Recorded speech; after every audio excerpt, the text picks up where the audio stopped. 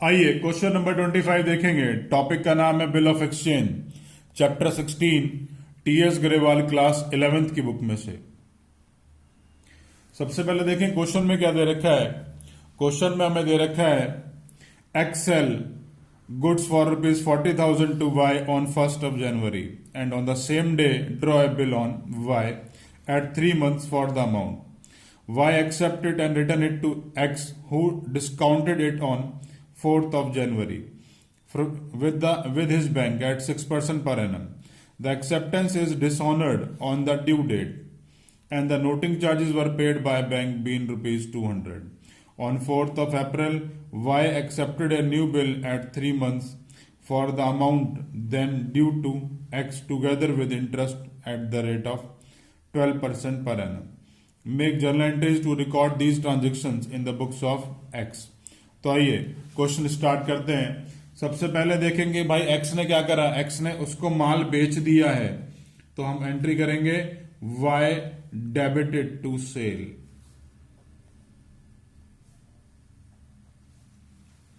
Been goods sold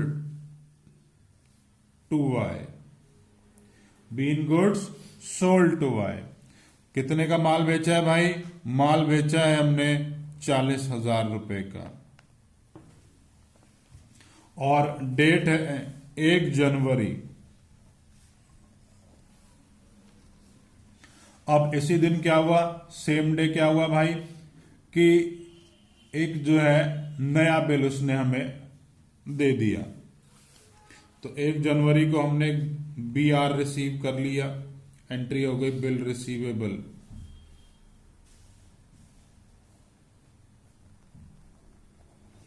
account debit, किसने दिया है भाई? बिल जो है हमें Y ने दिया है।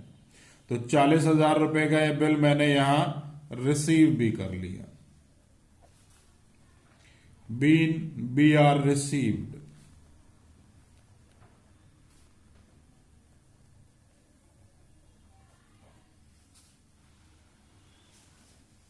इसके बाद आगे चलते हैं।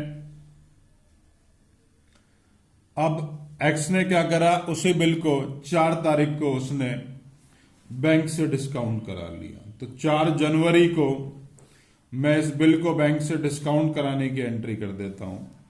Bank account debit, discounting charges account debit.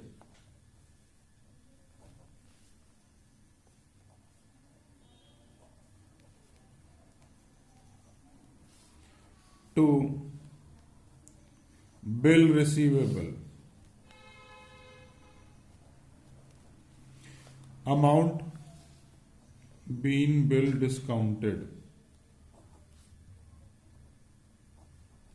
BR discounted। इसकी कैलकुलेशन यहीं करके दिखा देता हूं कि भाई डिस्काउंटिंग का अमाउंट मैंने कैसे निकाला। 40,000 का बिल है, 6% का रेट है, तो 6/100, और भाई 3 महीने का बिल है तो 3/12।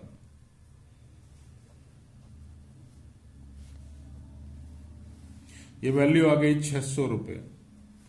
ये 600 मैंने डिस्काउंटिंग में डाल दिए। 40,000 रुपए का 40,000 रुपीज का बिल था, और डिफरेंस 39,400 रुपीज यहां लिख दिए भाई। चलिए चलते हैं आगे की तरफ। 4 जनवरी के बाद अब उसने क्या बोला, उसने बोला the acceptance is dishonoured on the due date. Due date पर वो डिसऑनर हो गया। अब ड्यू डेट कब आएगी? 1 जनवरी का बिल था, 1 जनवरी के बाद 3 महीने जोड़ लेते हैं, तो 1 अप्रैल आ गया, और 3 दिन ग्रेस को जोड़ूंगा तो 4 अप्रैल ड्यू डेट आ जाएगी। तो 4 अप्रैल को क्या हुआ भाई? 4 अप्रैल को ये बिल जो है वो डिसऑनर हो गया, और हमें मालूम है डिसऑनर में कोई भी एंट्री है in the books of drawer हमेशा ड्रॉ डेबिट होता है। तो मैंने Y को डेबिट कर लिया। अब क्योंकि ये बिल मैंने बैंक से डिस्काउंट कराया था, तो मैं लिखूंगा to bank been BR discounted, dishonoured,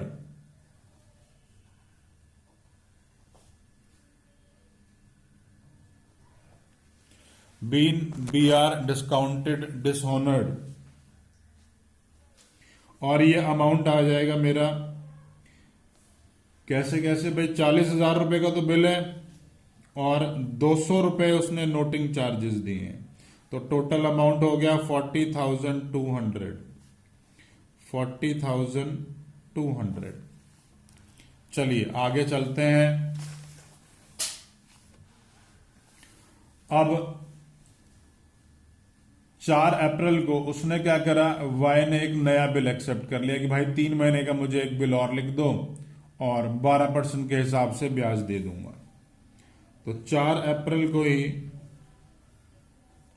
एक नया बिल आ गया। उससे पहले हम उसका इंटरेस्ट कैलकुलेट कर लेते हैं, इंटरेस्ट को ड्यू कर लेते हैं, और इंटरेस्ट यहां पर क्या है हमारे लिए, इनकम है, और ये लिया किससे जाएगा, वाई से, तो Y account debit to interest कर दिया मैंने,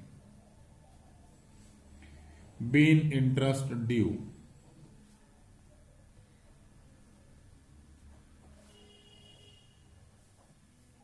अब इंटरेस्ट ड्यू हो गया। इंटरेस्ट की कैलकुलेशन आपको दिखा देता हूं करके। 40,200 रुपीज का अमाउंट है, 12% का रेट है और 3 महीने का टाइम पीरियड है। ये वैल्यू हो गई 1,206 रुपए, 12,006 रुपीज। ये मेरा इंटरेस्ट का अमाउंट है। अब इंटरेस्ट का अमाउंट मैंने यहां ड्यू कर लिया। चलिए इसको बिल के साथ जोड़कर रिसीव कर लेते हैं। तो एंट्री हो जाएगी bill receivable account debit,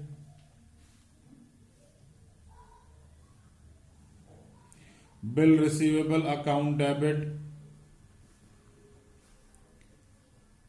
to,